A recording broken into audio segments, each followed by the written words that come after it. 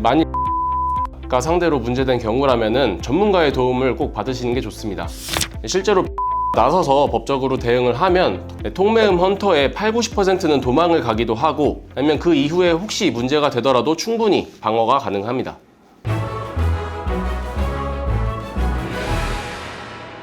네, 안녕하십니까, 이성우 변호사입니다. 오늘은 사이버 꽃뱀이라고 부르는 통매음 헌터에 대해서 알아볼 텐데요. 대처 방법만 잘 알아도 호구 잡히지 않을 수 있으니까 주의 깊게 영상 끝까지 봐주시길 바랍니다.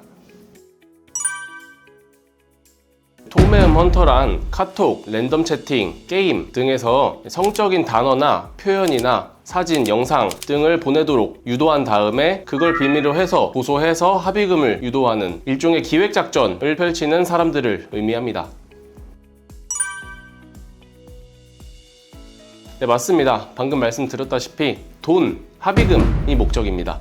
통신매체 이용 음란죄는 2년 이하의 징역, 2천만 원 이하의 벌금형에 처하도록 규정되어 있고, 통매음은 엄연히 성범죄이기 때문에 성범죄로 처벌받게 될 때 받게 되는 부수처분, 예를 들면 신상정보 등록, 신상정보 공개, 취업 제한 명령 등과 같은 불리한 처분까지도 쉽게 받을 수 있기 때문에 일상에 큰 어려움을 겪게 될 수가 있습니다.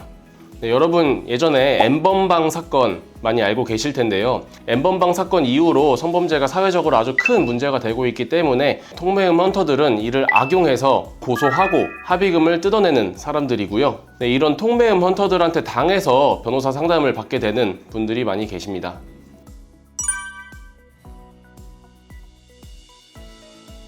통매음 헌터한테 당해서 오시는 분들이 많이 계신데요. 예를 들면 트위터에서 이렇게 접촉을 하게 돼서 얘기를 하다가 조금씩 성적인 표현을 유도를 하고 라인으로 넘어가자 이렇게 해서 라인으로 얘기를 하던 중에 점점 더 성적인 표현을 하다가 야한 사진을 보내거나 했을 때 갑자기 태도가 돌변해서 고소를 진행하고, 이런 케이스들이 많이 있습니다.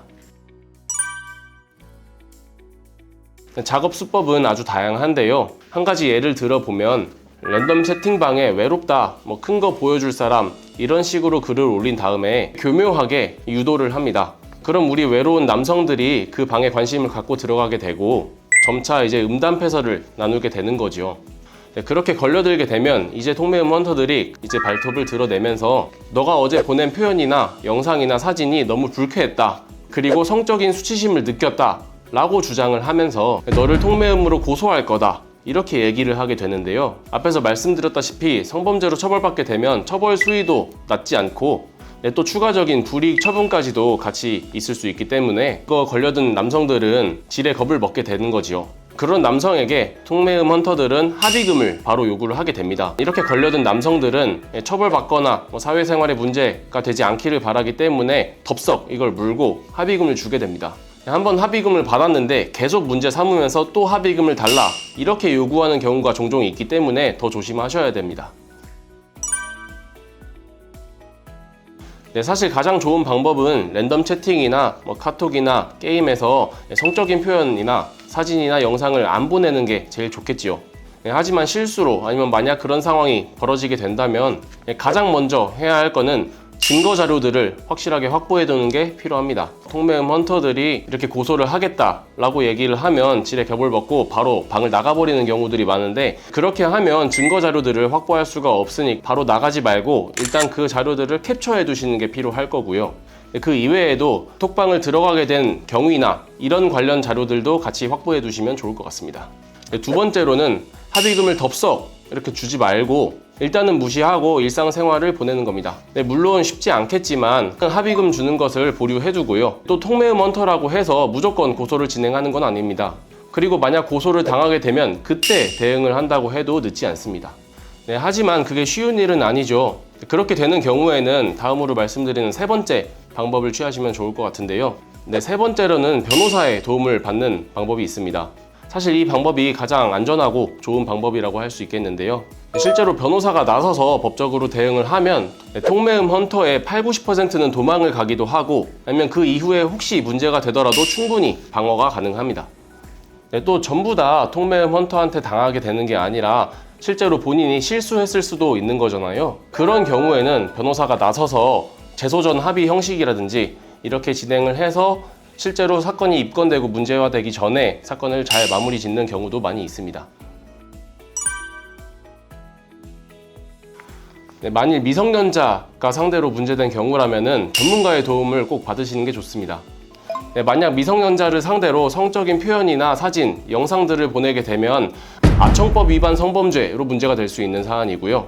네, 그리고 만일 대화 중에 미성년자한테 어떤 사진이나 영상이나 이런 걸 요구했다라고 한다면 이건 성착취물 제작죄가 되어서 5년 이상 처벌에 처해질 수 있는 아주 위험한 사안입니다. 네, 보통 중범죄가 아니고서는 몇 년 이하의 징역 이런 식으로 규정되어 있는 경우가 있는데 아청법 제작죄는 5년 이상 이렇게 규정되어 있기 때문에 아주 큰 중범죄라는 거죠. 네, 그리고 여러분 보통 성범죄는 상대방의 동의가 있었는지 없었는지를 중요하게 생각하시죠. 마찬가지로 통매음도 상대방의 동의가 있으면 성립하지 않는데 그 상대방 미성년자의 동의가 있다고 하더라도 성립할 수 있는 거고 그 처벌 수위도 매우 높기 때문에 아주 심각한 문제가 될 수 있습니다.